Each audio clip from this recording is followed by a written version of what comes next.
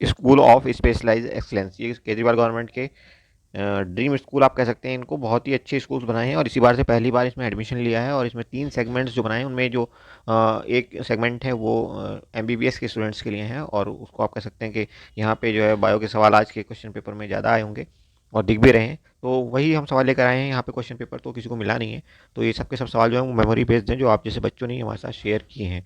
तो आप कोशिश करिएगा अगर आपको वो सवाल प्रॉपर याद हो, क्योंकि मोस्टली सवाल प्रॉपर बच्चों को याद नहीं थे, जल्दी जल्दी में उन्होंने भेजे सवाल, और वो सवाल हमने सब कंपाइल करके आपके सामने रखे हैं। और होपफुली अगर गोइंग फॉरवर्ड आप कोई एग्जाम देने जा रहे हैं स्कूल से रिलेटेड, जो 3 तरह के स्कूल खुले हैं, तो फिर ये सवाल आपको बहुत ज़्यादा हेल्प करने वाले हैं। इसके अलावा जो आरपीयू का एक सवाल एग्ज़ाम होता है दिल्ली गवर्नमेंट के, बहुत ही अच्छे स्कूल्स हैं वो भी, तो वहाँ पे भी ये क्वेश्चन पेपर, ये क्वेश्चन आपको बहुत मदद करने वाले हैं। तो चलिए देख लेते हैं। यहाँ पे जो पहला सवाल है हमारे पास वो है राइट हैंड थंब रूल पे बेस्ड। तो इसका प्रॉपर पता नहीं है कि राइट हैंड थंब रूल पे बेस्ड ये सवाल जो था उसके ऑप्शंस क्या क्या थे और प्रॉपर सवाल क्या था। फिर भी अगर किसी को याद हो प्रॉपर तो व्हाट्सअप नंबर पे हमें ज़रूर भेज दें। व्हाट्सअप नंबर अभी आपको यहीं पे शेयर करने वाले हैं थोड़ी देर बाद। ओके, और सारे सवाल देखना क्योंकि कल जो एग्ज़ाम होने वाला है जो कि मैथमेटिक्स ब्रांच के लिए, मतलब इंजीनियरिंग के लिए जो स्कूल है उसके लिए है, तो वहाँ पे भी आपको हेल्प करेगा, सवाल हेल्प करेंगे। ओके, दूसरा नंबर सवाल देखिए। A coil of insulated wire is connected to a galvanometer, इस पर कोई सवाल था और ये सवाल जो है एग्जैक्टली एनसीईआरटी से लिया गया था। पेज नंबर 241 पे क्वेश्चन नंबर 13 दिया हुआ है, क्लास 10 की एनसीईआरटी, आप प्लीज़ एक बार देख लेना। उसके बाद थर्ड सवाल जो हमें मिला था वो है इलेक्ट्रिक मोटर पे। इसमें शायद पूछा गया था कि इलेक्ट्रिक मोटर कन्वर्ट करता है electrical energy to mechanical energy, ये आपका राइट ऑप्शन होना चाहिए था। जैसा कि इस बच्चे ने बताया है तो उस हिसाब से सवाल का आंसर यही होना चाहिए। ओके, उसके बाद fourth, Fleming's left hand rule, इस पे कोई सवाल पूछा गया था। Identify the correct statement about this rule, ऐसा कुछ था। ओके, उसके बाद क्वेश्चन नंबर 5 देखिए, हम पढ़ के बता रहे हैं ताकि आप इसको आसानी से समझ सकें, क्योंकि राइटिंग समझने में हमने भी बोला रनिंग राइटिंग में लिखे हुए सवाल हैं ये, प्रॉपर नहीं लिखे।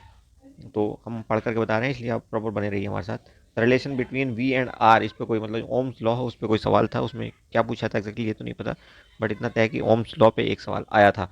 और उसके बाद हमसे पूछा था एक सवाल, इस कुछ इस टाइप का था, डायग्राम बनाया गया था, यहाँ पे 4 रेजिस्टेंस दिए हुए थे और यहाँ पे पूछा गया था कि करंट क्या होगा, किस वाले रेजिस्टेंस के बारे में पूछा गया था ये एक्जैक्टली याद नहीं है। एनीवे, अगला सवाल देखिए, what is the direction of flow of current. तो इसका एक ऑप्शन होगा, शायद आपको याद होगा, अगर हो तो बताना कमेंट करके कौन कौन से सवाल हमने प्रॉपर बताए आपको और कौन कौन से में क्या क्या कमियां हैं, तो वो आप हमें ज़रूर भेजिएगा।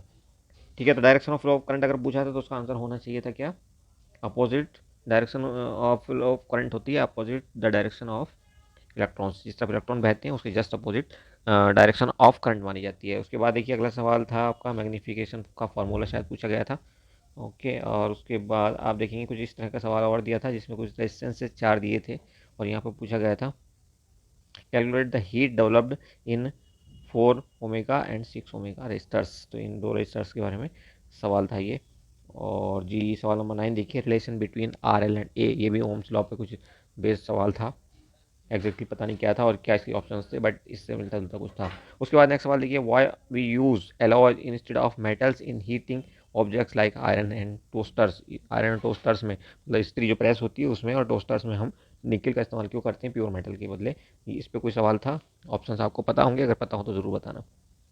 ओके, आप इन्हीं सवालों को ऐसे ही कंफर्म कर देना हमें, जैसे आपको याद आएगा सवाल नंबर 10 पे, इस तरह से आपको प्रॉपर याद है ये, तो आप लिखेंगे सवाल नंबर 10 ये था। ओके, ताकि हम उसको ईजिली आइडेंटिफाई कर लें और सही से फिर आपके सामने उनको प्रेजेंट कर सकें, ताकि आपको आंसर भी पता चल सकें कि क्या क्या ऑप्शन बिल्कुल सही थे, और अगर कोई सवाल डाउटफुल था तो आपको ये भी पता चल जाएगा कि ये सवाल जो है सही नहीं था, ऑप्शन गलत थे, ये सवाल ही गलत था, या कोई ऑप्शन मिसिंग था वगैरह वगैरह।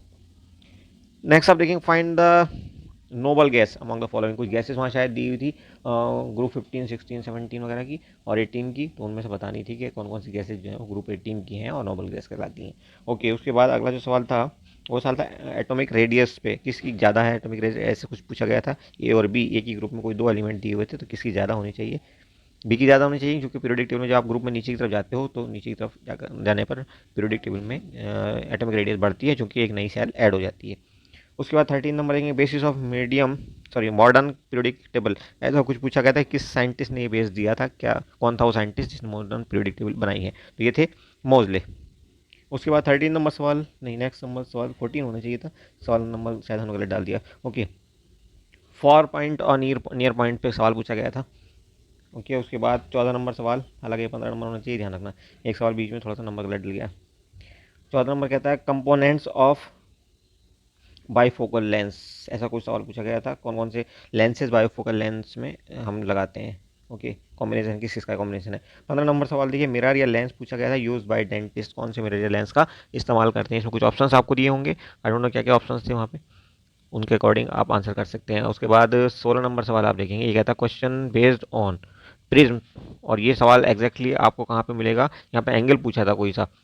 ठीक है, तो पेज नंबर 192 पे एक डायग्राम दिया हुआ है प्रिज्म का, वहाँ पे कुछ एंगल्स के बारे में बताया गया है, तो कोई सा उनमें से एक एंगल पूछा था, कौन सा एंगल था आप जरा प्लीज़ कमेंट करके ज़रूर बताइएगा। और कमेंट करने के लिए हम नंबर आपको दे देते हैं व्हाट्सएप पे, प्लीज़ कमेंट करना, बताना कि ये इस एग्ज़ाम से रिलेटेड है। Okay, number is 98103563 4 and then 6। Okay, I repeat 9810356346, इस पर आप व्हाट्सअप करना प्लीज़। उसके बाद नेक्स्ट सवाल देखेंगे आप। 17 नंबर कहता है non renewable source of energy के बारे में कोई सवाल था, कौन सा है इनमें से, ऐसा कुछ शायद सोर्स पूछा गया था। और उसके बाद 18 नंबर देखिए, device use for measuring blood pressure, blood pressure नापने के लिए स्पेग्नो मैनोमीटर, ये इसका इस्तेमाल करते हैं, तो शायद इसी को पूछा गया होगा, बाकी आप बेहतर जानते हो। 90 नंबर देखिए, नॉर्मल ब्लड प्रेशर हमारा कितना होता है, ये शायद पूछा गया था, तो सिस्टोलिक और डायस्टोलिक दोनों रीडिंग बतानी थी आपको, 80 और 120 होती हैं ये। ओके, और उसके बाद हमसे पूछा गया था कुछ ट्रैकिया के बारे में पूछा गया था कि इनमें किन में नहीं पाया जाता, शायद ऐसा कुछ था। जो भी एग्जैक्टली सवाल हो आप प्लीज़ बता जरूर देना, आपको शायद याद होगा जिन बच्चों ने दिया है।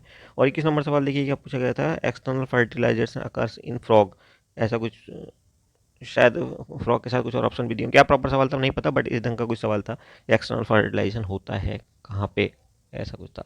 ओके, और 22 नंबर देखेंगे, the animals which give birth to child क्या कहलाते हैं, वो एनिमल जो सीधे बच्चों को जन्म देते हैं, अंडा नहीं देते तो वो भी पैरस कहलाते हैं, अंडा देते हैं तो वो भी पैरस कहलाते हैं। ठीक है, और उसके बाद एक और सवाल था,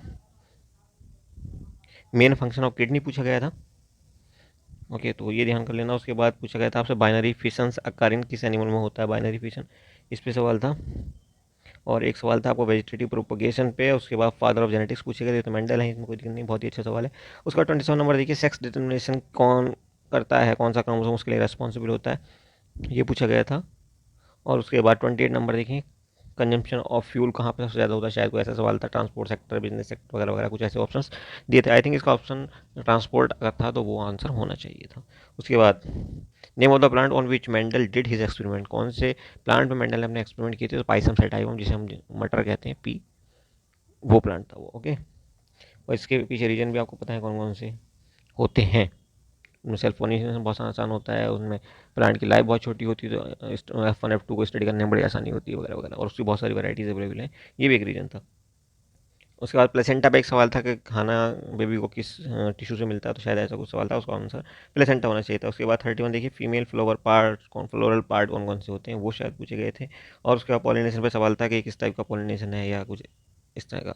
ओके, और उसके बाद आपका ग्राफ्टिंग पे एक सवाल था। और नेक्स्ट सवाल था आपका 34 नंबर देखिए, fission occurs in amoeba, answer शायद इसका अमीबा था, अमीबा ऑप्शन में रहा होगा तो आंसर रहा होगा ये। उसके बाद 35 देखिए, ये sexual reproduction takes place by budding, कहाँ पे होता है, तो ये हाइड्रा में होता है, अगर इस रंग का सवाल था तो हाइड्रा उसका आंसर होना चाहिए था। उसके बाद 36 फूड चेन के बारे में कोई सवाल आया था कि फूड चेन में दूसरे स्तर पर कौन होता है, सेकंड लेवल पे, तो फर्स्ट लेवल पे तो आपके वो होते हैं प्रोड्यूसर, और दूसरे लेवल पे आपके कंज्यूमर होते हैं, प्राइमरी कंज्यूमर। ओके, तो ऐसा कोई सवाल था। एनीवे, डिकम्पोजर के बारे में पूछा गया था कि कौन होते हैं डिकम्पोजर, कुछ इस ढंग का।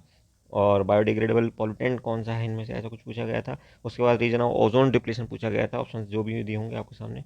और उसके बाद एक और सवाल ओजोन पे दिया था, ozone layer saves us from, कहाँ से कैसे बचाती है, हमें किस चीज़ से बचाती है, तो ये हमें सनलाइट की जो हार्मफुल रेज होती हैं, अल्ट्रावायलेट रेज, उनको उनसे बचाती है, उनको फिल्टर करके वापस कर देती है। Okay, anyway, which form of energy is found in wind energy, wind, wind में जो एनर्जी फॉर्म होती है वो होती है काइनेटिक एनर्जी, जो कि विंड बहती है, फ्लो करती है।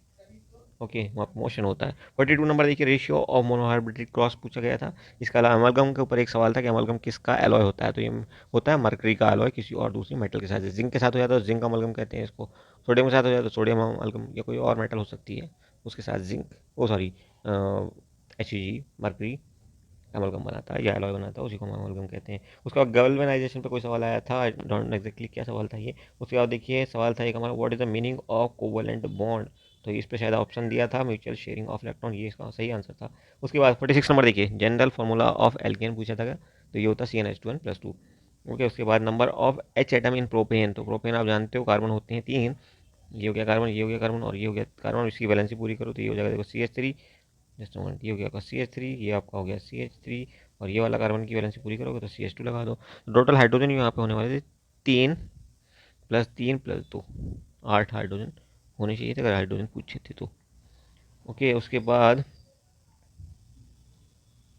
विनेगर का फार्मूला पूछा गया था, तो एसिटिक एसिड होता है CH3COOH, कि ऑर्गेनिक एसिड होता है, बहुत ही वीक एसिड होता है। उसके बाद पूछा गया था 49 number functional group in methanol and methanal, तो मेथेनॉल और मेथेनेल आपको पता है कि OH और CH ग्रुप का गेम है ये।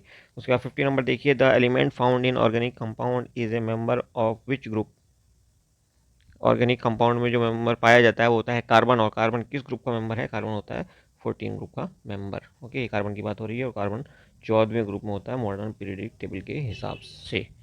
ओके, बोरोन के बाद उसके बाद 50 नंबर देखा है, नहीं 50 तो हो गया। ओके, 51 देखिए, डबल डिस्प्लेसमेंट इंटरेक्शन के बारे में शायद कुछ पूछा गया था, वो आपको ज़्यादा अच्छे से याद होगा।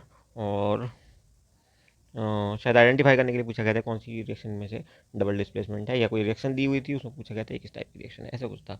पेज नंबर 14 पे एक और क्वेश्चन दिया हुआ, रिडक्शन एंड ऑक्सीडेशन से रिलेटेड, वो पहला सवाल आपका एग्जिटिव आया था जिसमें शायद PbO2 के बारे में दिया है कि इसका ऑक्सीडेशन होता है और इसका रिडक्शन होता है, ऐसा कुछ करके उनमें से कोई से दो गलत है, ऐसा कुछ करके दिया हुआ था।